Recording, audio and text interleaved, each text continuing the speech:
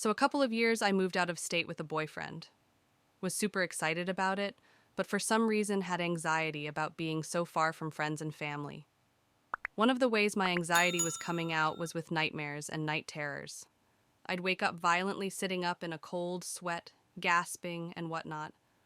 On one particular night, I woke up to the sound of our doorbell ringing, which at 4 in the morning is fucking nerve-wracking. So I shook my boyfriend fully awake and told him I heard the doorbell and to go check it because I was scared. He quickly jumps up, puts on clothes and grabs a bat, goes all the way to the front door and opens it. I am scared shitless and am peeking around the corner watching it all go down. I see him step outside and I nervously await the verdict of the situation when I hear him call out to me, "Babe?" And I respond shaky, "Yes?"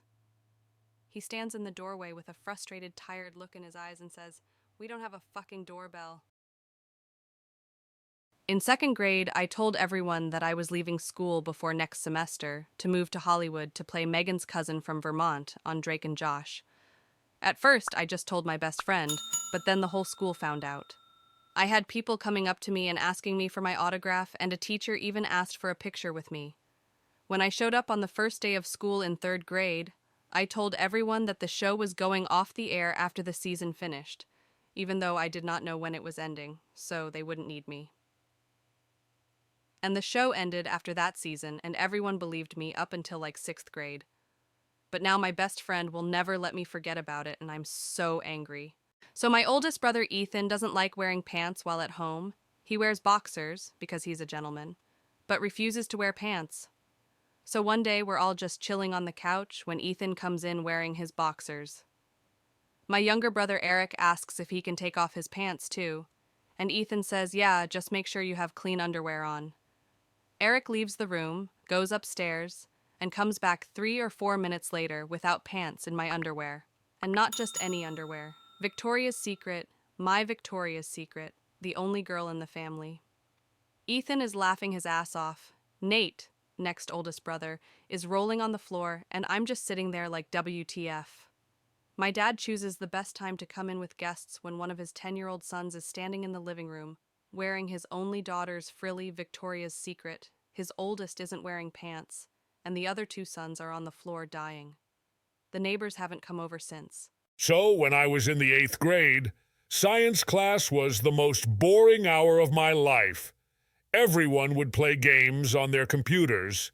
We used computers to take notes, but would play them in a super sneaky manner. Volume down, looking at the board so it looks like you're taking notes, etc. I wasn't one for playing games during class, but I was so bored. So I searched Pac-Man on Google and started playing. I didn't know what else to play. So I started playing and just, my luck, I didn't check how high my volume was. It was up. I started panicking because the game noises were excruciatingly loud. I kept playing and got eaten by a ghost almost. After I pressed the start button, my hands were shaking like crazy.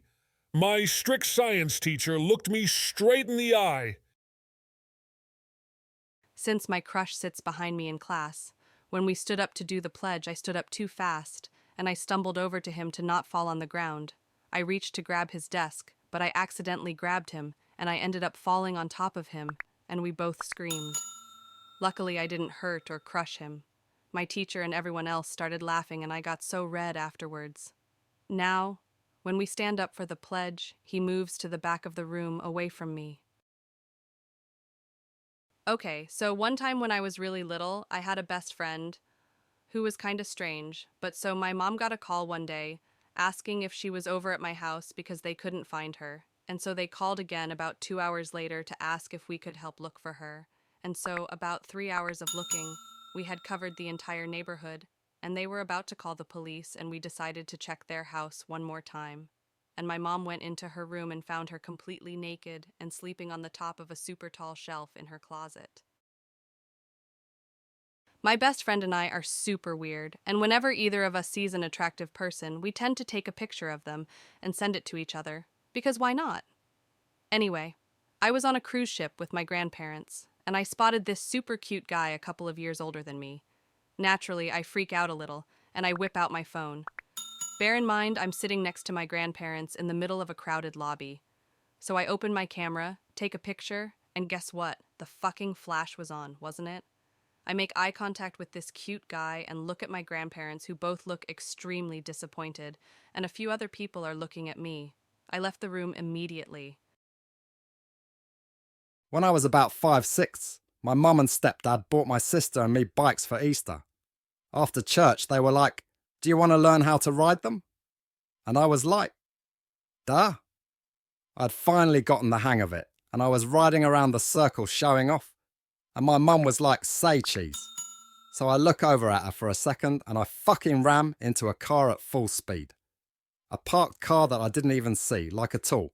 So I just rammed into this car and I fell off my bike and I was crying, and all I could think about was, this must be how bugs feel, like they're flying around living life and then splat. Looking back, that was my first existential crisis. I've always had super vivid dreams, and it takes me a while after waking up to realise that they're not real. Sometimes it's a disappointment, but generally I just forget about it and move on. Now, in 6th grade, I had one really close friend who I never actually got into a fight with. One night, I had a really vivid dream where my friend and I had this huge falling out over something that I can't even remember now. I was really good at holding grudges because I was not a forgiving child. So for 3 weeks I completely ignored my best friend in anger, to the point where she started crying in front of the teacher and he asked what was going on. Of course, as I'm telling the story, I realised the events were super weird and that it was all a dream. I fall silent and just look at my friend, who's still extremely upset and doesn't know what to say because I'd fucked up so badly. So my best friend and I were in a supermarket and there were a lot of new candles. They all smelled strange, so we started to think about names we could give them: a grandma's toilet cleaning agent or STS like that. Whatever, I guess we sniffed too many candles because we started laughing very hard, and I lay on the floor and my best friend fell onto the pasta shelf, which made us laugh even more and louder, and people were already staring at us. Suddenly, my brother's best friend stood behind us, and from that day he's thought that I was taking drugs. I don't. I just sniff candles with my best friend to burst out in laughter. So I was sitting at a lecture when I felt like being stared at, and in the corner of my eye, I saw this handsome guy who was just staring at me. I don't think much of it and continue to listen to the professor. After the lecture, the guy came up to me and laid his hand on my head, and I was like, "Eem, what are you doing?" And he stared me dead in the eyes and said, "I've never seen such a gorgeous skull." And then he turns around and leaves.